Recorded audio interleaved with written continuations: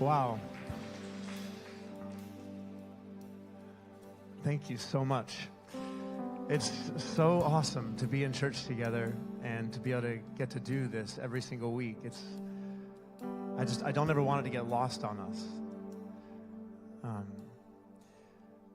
I don't know like the best way to describe what I do, but there's only one role that I really want in this church, and it's like to be the guy who just like beats on the wall until it falls down and helps you run through it.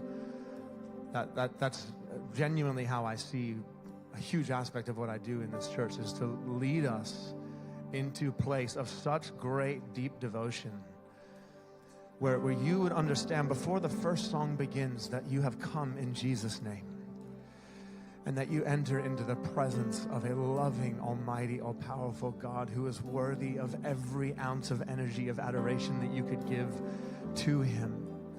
If we can be that kind of church, I promise you nothing is impossible. If we can be the kind of people who know what it is to show up and to bless the name of God as a kingdom of priests, as saints, then nothing will be impossible for us.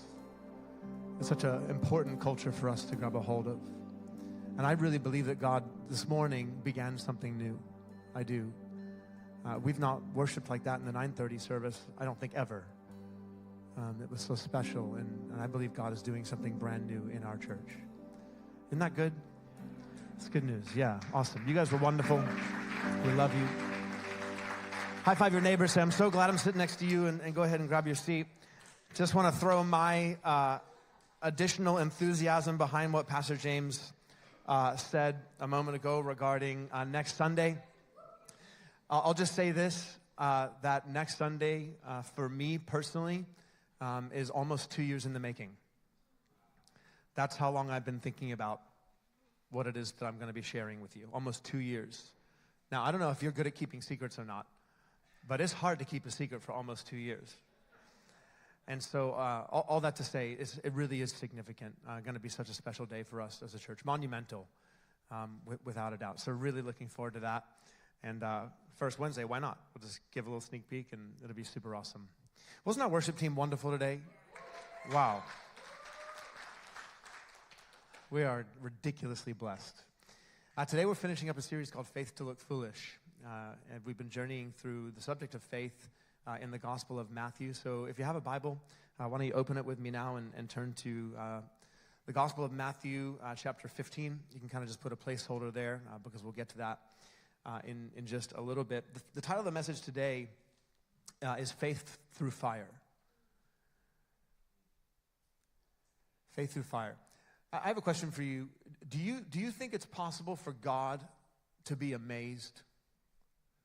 Like the omnipotent, almighty, all-seeing, all-knowing, first and last, Alpha and Omega, beginning and end. Do you think it's possible for that kind of God to ever be genuinely amazed? In the Gospel of Luke, there's a couple of stories that tell us that Jesus was, in two particular moments, he was amazed. He marveled. And both of those stories have to do with the subject of faith. The first occasion, Jesus marvels, he's amazed because of a total lack of faith. The second story, Jesus marvels, he's amazed because of such great faith that he sees. That's an amazing thing to me, that the God of the universe would ever be amazed by anything. But then, specifically, that he would be amazed by the faith, or the lack thereof, of a person. I bring that up because today we're looking at a story in the Gospel of Matthew that is about great faith. And therefore we are looking at a story that fits into the category of what Jesus considers amazing. And so it's awesome. It's a powerful story. We've been leading up to the story for the last 4 weeks. You guys remember the journey of the faith chiasm that we've been going on? 30% of you? Okay, that's great. Put up the picture. Maybe that will jog their memory. This is our faith chiasm right here. Yeah, come on. We're turning you on to little theologians. Oh, wow. It's such great art. So So this is our faith chiasm, and what we learned is that in the Gospel of Matthew, right in the middle, there are 5 stories on faith that are arranged in exactly this way. A chiasm is something that follows this kind of pattern, like an A, B, C, B, A kind of pattern. So we have no faith, little faith, great faith, little faith, no faith. And what we've been learning on the journey is that each of these stages, if you will, of faith have different obstacles. They have different enemies. And so we learned that to have no faith is to face off with the obstacle of familiarity. Familiarity for the disciple is when your previous experience with Jesus dictates your potential experience with Jesus. Where what you've been through before determines the kind of belief that you have in a particular moment for what can happen in the present moment. It's when the past dictates to you what's possible in the now. That's familiarity in the life of a disciple. I've prayed this prayer before. It's not going to work. I've been in this kind of circumstance. I've seen this kind of situation before. Nothing's going to happen. Jesus isn't going to move. And so you come to the point where you think that you know him, and so you stop short of really knowing him. If your knowledge of Jesus does not lead you to trust in Jesus, then you don't know him. Because true knowledge of Jesus Christ leads to trust in Jesus Christ. And that's not a rebuke, that's an invitation. Keep pressing in to know him all the more. That's why we worship the way that we do, because we have not come just to sing about Jesus. We've come to encounter Jesus, to get to know him, to adore him, to be in his presence, so that our own mindsets and mentalities would be shifted about how we see things in front of us. The answer to familiarity is honor. So we come with high praise. That's what Jesus says in the first story of no faith to the Nazarenes. He says, a prophet is not without honor except in his hometown, except around the people who are most familiar with him. So familiarity is akin to dishonor, and therefore the solution to familiarity is for you to up your honor towards Jesus. And the Bible makes it clear that wherever we bring honor, we cultivate life. Honor in our finances, just like Wes was talking about a moment ago, particularly in your relationship with Jesus. I cannot impress it upon you enough. Honor him with the first of your day. Some of us were disappointed in who we think Jesus is, but you give him 5 minutes every morning. He remains unnecessarily a mystery to you because you don't honor him with the first of your day and set aside your time to seek him. It's not too much for Jesus to ask. Most of the people in the scriptures who are described as being really close to God were people that gave him the morning. David was a man after God's own heart. He said, "Early will I seek you." Jesus, of course, is as close to the Father as you can get. The Gospel of Mark says he would get up early in the morning before the sun rose to pray. You want to be the kind of Christian? This is the kind of Christian I want to be. I want to be the kind of Christian where other people look at me, even other Christians, and go, I want to know Jesus the way that guy knows Jesus. And I'm not there yet. But I know that if I keep honoring him and giving him the first of all my being, all my worth, everything that I have, that I'm going to grow in my relationship with the Lord Jesus. And you can do the same, and we can live the most wonderful life together if we make it our mission to know him and overcome familiarity. The next stage is the stage of little faith. Little faith in the Gospel of Matthew is always associated with fear and worry. And it's always fear over like basic things. It's never fear over like something really big and scary. It's fear over like basic things like protection. If I follow Jesus, will I be safe? Or provision. If I follow Jesus, will I have enough? And it always involves the 12. In other words, those who were closest to Jesus were still struggling with fear. Why? Because they took their eyes off of seeking first the kingdom and they put their eyes back on themselves. And the answer to fear, the Bible says, is perfect love. Perfect love casts out fear. In Galatians 2, verse 20, the Apostle Paul makes this amazing statement. He says, I have been crucified with Christ, and I no longer live. But Christ lives in me. The life that I now live in the body, I live by faith in the Son of God, who loved me and gave himself for me. Paul's life of faith is such that he doesn't even count himself alive to himself anymore. He's just alive to Christ. It's Christ living in him.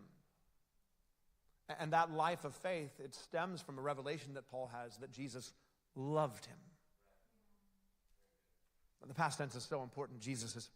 Paul is particularly thinking of the cross. He loved me and gave himself for me. You want to see perfect love? Look at the Lamb of God slain on the cross, loving you in that moment. And your fear will bow before the perfect love of Jesus Christ. And now we come to the pinnacle of our chiasm, to the story of great faith. In Matthew 15, beginning in verse 21, it says, leaving that place, Jesus withdrew to the region of Tyre and Sidon.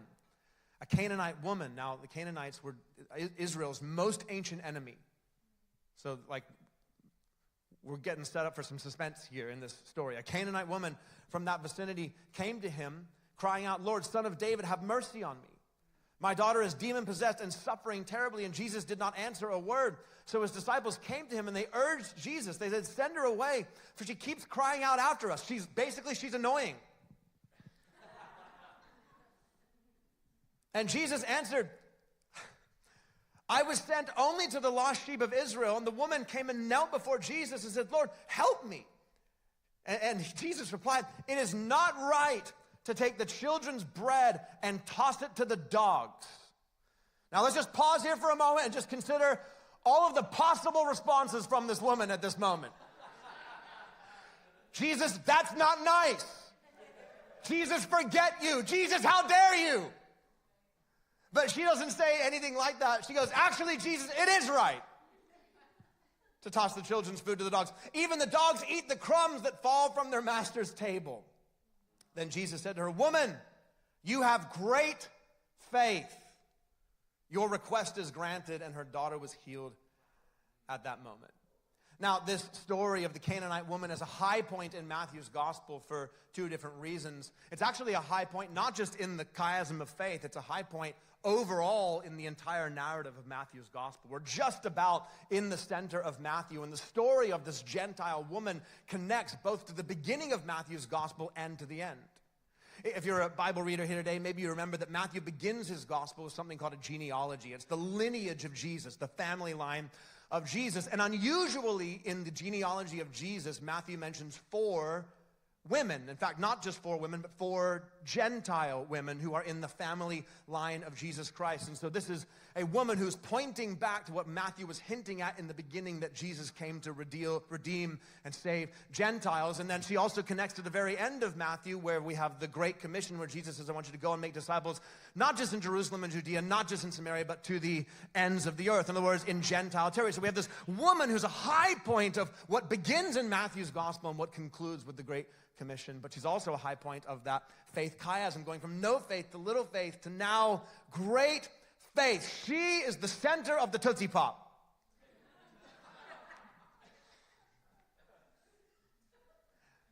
that we've been journeying to, I'll just leave that metaphor there, that we've been journeying towards, which is kind of unusual to me that she's such a high point and a picture of great faith, because the story is a little bit anticlimactic. I mean, faith stories in Matthew so far, they've involved dramatic healings, a paralytic walking, blind people seeing, Peter walking on water, driving out demons. And all of that activity, by the way, just gets associated with ordinary faith. Like just faith. And yet here is this woman, and she is the picture, the example of a faith called great. Why? Because she didn't back down when Jesus said something offensive to her? I mean, compared to walking on water, compared to a woman who'd been sick for 12 years, who literally crawled along the ground through the feet of a crowd where she wasn't supposed to be, saying to herself, if I can just touch the hem of his garment, I will be healed. And that's just ordinary faith, but this woman has great faith. What's that all about? Well, I think the tension in that is exactly the point. Because faith is not always all about dramatic, miraculous moments. though this woman does receive a miracle. Faith, many times, is about perseverance through difficulty when we don't initially get what we're believing God for. Faith is persevering instead of giving up and getting offended when God doesn't respond to our circumstances and requests the way that we want him to. And let's not dance around it. Offense is a big part of this story. I mean, it's a shocking story. Jesus calls the woman a dog. Now, some people try to explain that away. Like, don't look here. Let's pretend this is not in the Bible. But you can't get around it. If Matthew didn't want you to be confronted with this story, he wouldn't have put it in his gospel. He would have left it out so you could just go on believing that Jesus would never say anything to you that you perceive as mean. But Matthew doesn't do that. He shows us that Jesus offends this woman. Now, it's not malicious. And it's not unnecessarily mean-spirited. But if heaven had an HR department, Jesus is getting fired. Like, this isn't passing the DEI thing. You deal with it. And yet the woman does not take offense. She persists in asking for her miracle. And as a result, Jesus says, woman, you have great faith. Your request is granted. What's Matthew trying to show us? He's trying to show us that great faith is faith that overcomes offense, particularly offense that comes from God not doing what we want when we want. And Jesus is allowed to offend you because he's God. And if he does, then he has a reason. John Wimber, the founder of the Vineyard movement, said that Jesus will offend your mind to expose your heart. He wants to expose what is in the core of your being in terms of how much you fully, truly trust him and want to walk with him. I mean, just consider the gospel as the ultimate example. Just like Jesus' words to the Canaanite woman, the gospel wounds before it heals. Right? You are a sinner worthy of death. It's not nice. It's kind of offensive. I don't know where we got this idea that Jesus' job is just to go around being nice all the time, but it's not biblical. How can a man who's called the truth be perpetually nice? Because sometimes the truth not all that nice. Because he comes to wound in order to heal. And if that's true at the start of your journey, then wouldn't that also be true throughout the duration of your journey as you walk with Jesus? That he wants to offend your mind, to draw something out of you that will take you to the next place, the next stage in your discipleship to him. Here's two ways that Jesus might offend you. Number one, he might offend you with his timing. He might offend you by not doing things on your watch. If Jesus makes you wait for your breakthrough, will you get offended and give up, or will you persist and have great faith? Think of Mary and Martha, who sent a message to Jesus through a messenger, and the message was, Jesus, the one whom you love, their brother Lazarus, is sick. And John chapter 11 says that Jesus intentionally waited 2 more days in the place where he was, so that by the time he got to Bethany, where Mary and Martha were, Lazarus had been dead for 4 days. They call for Jesus to come. Jesus, we need a miracle. Jesus doesn't come when they want him to come. And because he waited, Lazarus died. But then it says this amazing thing in John 11, verses 21 and 22. Lord, Martha said to Jesus, if you had been here, my brother would not have died. But I know that even now, God will give you whatever you ask. That's a wild statement. Because now, Lazarus is dead. Now, the situation is the definition of hopeless. Now, all the chickens have hatched. The last whistle is blown. The heavy-set yet still body-positive woman has sung. I don't want HR to call,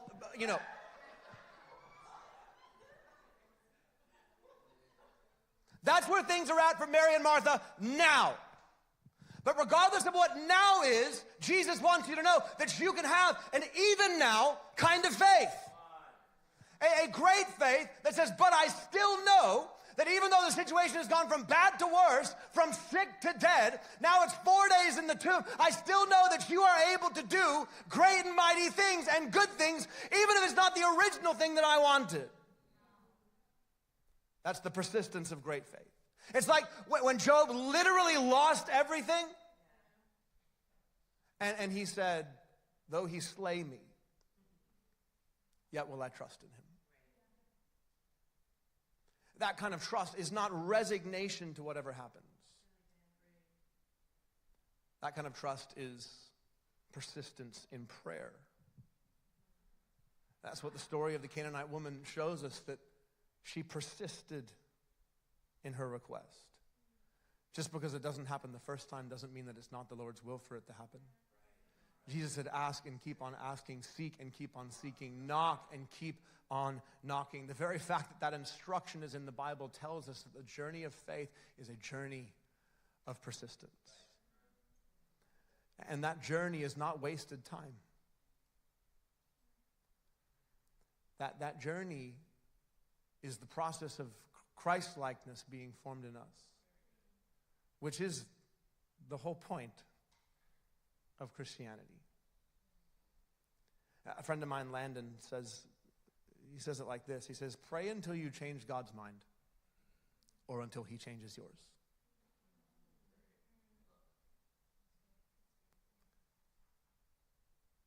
And many times God will change your mind because the thing that you've been asking for is not what God intends for you. And this also is a deepening of your trust because you learn to trust that what God gives is even better than what you ask. Great faith perseveres when the opportunity for offense arises because Jesus has made you walk through suffering. And sometimes you get to come out the other side with the breakthrough that you want, unless, of course, you don't. Because sometimes Jesus doesn't just offend you with his timing. Sometimes Jesus offends you with his answer. Maybe it's not simply that Jesus is making you wait. Maybe he's told you no. Maybe you don't get the miracle that you want. Would you still serve him anyway? In Luke chapter 2, there's a story of a lesser-known woman. Her name is Anna. And Anna is in the temple when Joseph and Mary, the parents of Jesus, bring Jesus as a baby into the temple to dedicate him to the Lord. And picking it up in verse 36, it says, there was a prophet, Anna, the daughter of Penuel of the tribe of Asher, and she was very old. She had lived with her husband 7 years after her marriage, and then she was a widow until she was 84, but she never left the temple but worshiped night and day, fasting and praying. And that's an amazing story. 7 years into this woman's marriage, and then her husband dies. We're not told how her husband dies, but Anna, being the faithful kind of woman that she is, I'm sure she prayed, I'm sure she believed, I'm sure she hoped that God would heal and save her husband, and God didn't give her the answer that she wanted. Yet what does it say? She never left the temple. She worshiped night and day, fasting and praying. She carried on in great faith.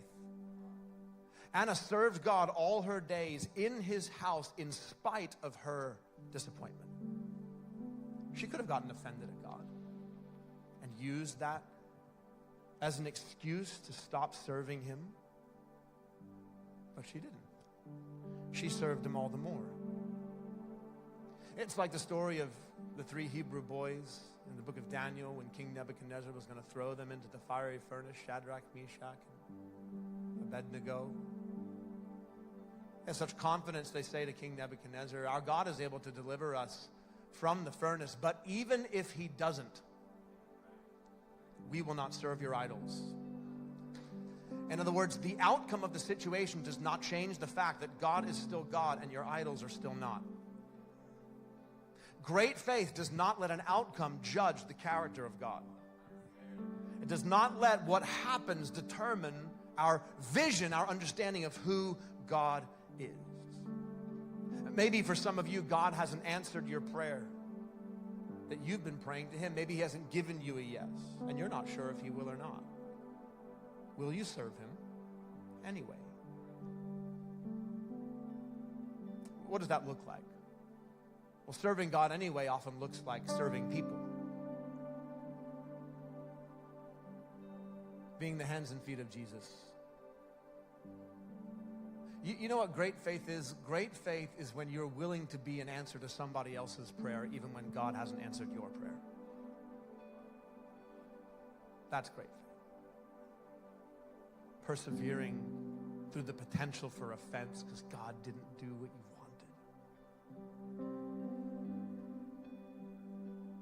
wanted. And if you live that kind of way, you'll get to see a lot of great things.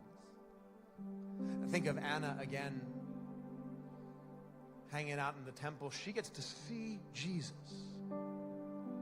She sees Messiah, the hope of humanity.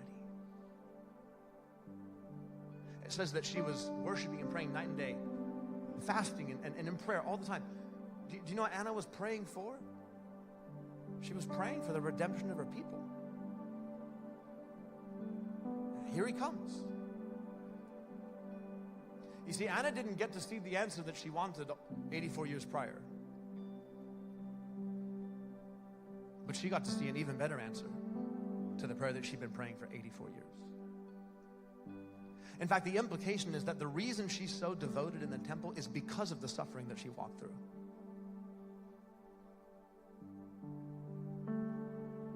I wonder what kind of things you will see come from the hand of God if you allow your suffering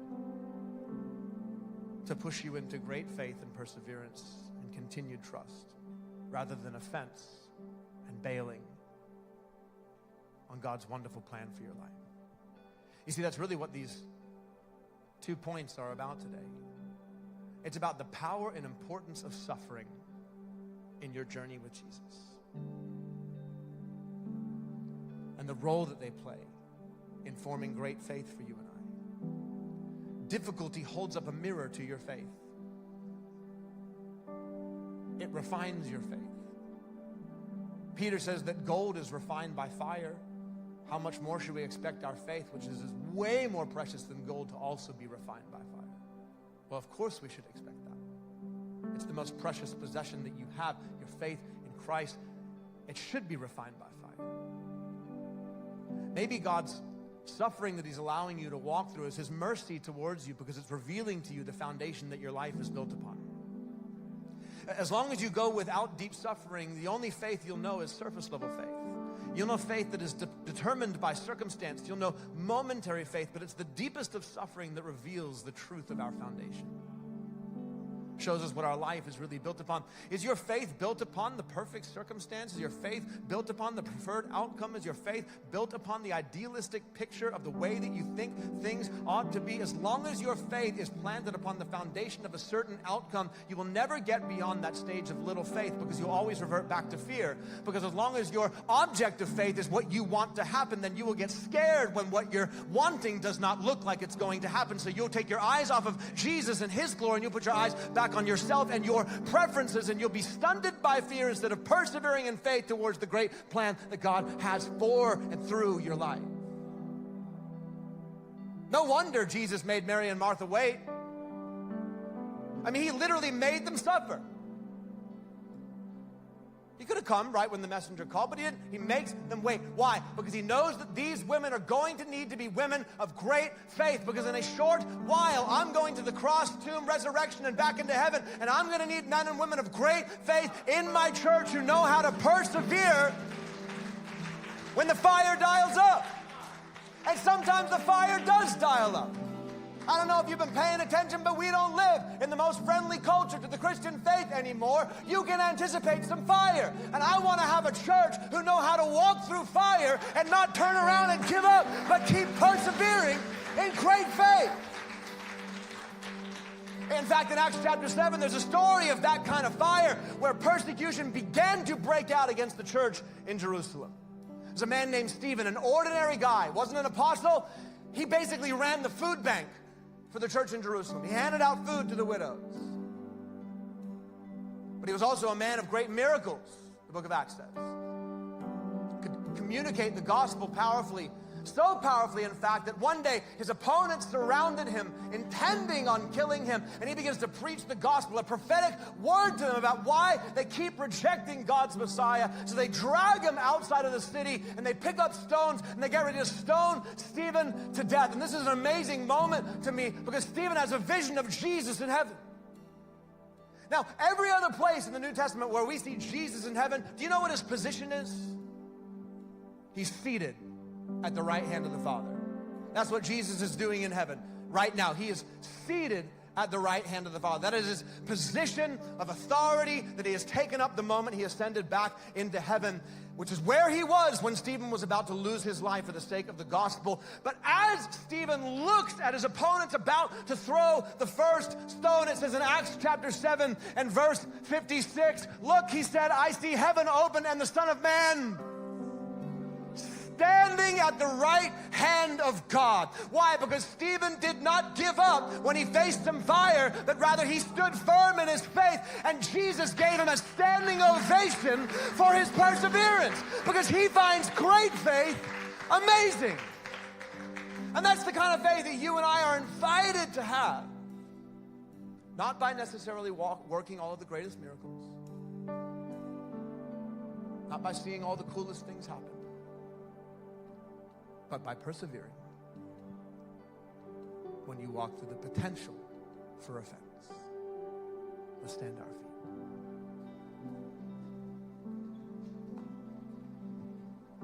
Communion team, why don't you guys come?